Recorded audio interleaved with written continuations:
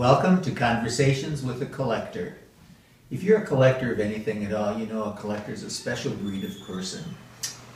He or she likes to accumulate things that just sort of sing to you. And for years I've collected Christmas. So the first in our conversations will be a talk about some Christmas decorations. Obviously what you're being shown now is an antique Santa candy container collection.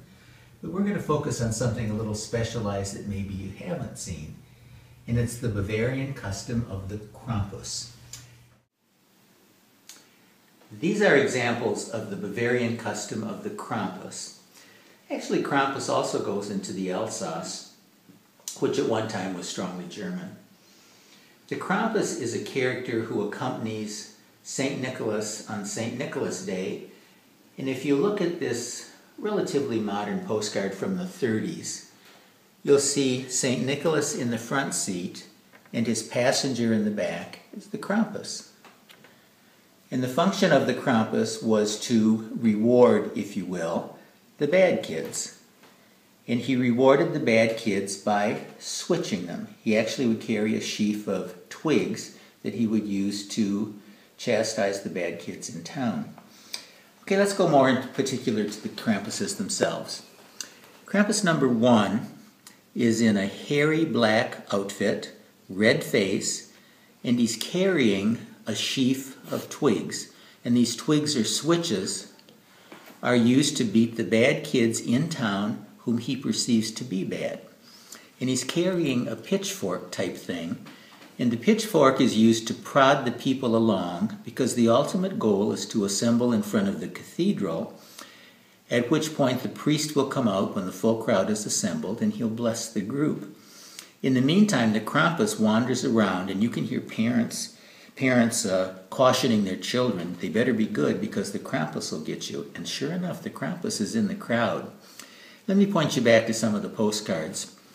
If you look in the postcards, the Krampus has a very long tongue, almost like a snake, that's sticking out of his mouth. And in town, on St. Nicholas Eve, the men in town dress as the Krampus. And once they have the headgear on, once they're in full costume, they're about 7 feet tall. And they walk through the town, and they have a very large sheep bell. And the sheep bell would be maybe as big as a large beach ball. And it would be strapped to the rump, and as they moved, it would bounce up and down and clang. So all through the town, you could hear the Krampus marching around, looking for the bad kids to switch. And I can tell you that he actually does switch the kids. Some of the kids in the crowd in front of the cathedral are so traumatized by the thought of Krampus coming to them that they're actually crying with their parents. Now the Krampus rewards the bad kids, and here's a mini Krampus that would be put in the Christmas stocking. And can you imagine getting up in the morning and seeing a Krampus sticking out of your Christmas stocking? What are you going to expect for Christmas if you've been bad? The Krampus is already visiting you. Here's a modern interpretation of the Krampus, and this is by Christopher Rodko. You see the Krampus has the horns, he has the red face, he has the switches, but this Krampus has a bag of coal. So when this little Krampus is in your stocking, the toe of the stocking will have coal. Your Christmas gift, if you were a bad child, would be brought to you by Krampus in the form of a lump of coal. I always thought this particular Krampus was curious because on the bottom, it opens up and it's a candy container.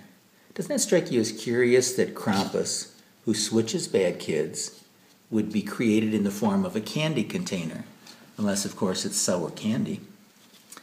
The last Krampus is the very tall one, and he's actually my favorite. He's a wonderful example of the Krampus. The masks that I saw in Bavaria had very long, pointed, and hooked noses. They carried large sheaves of switches.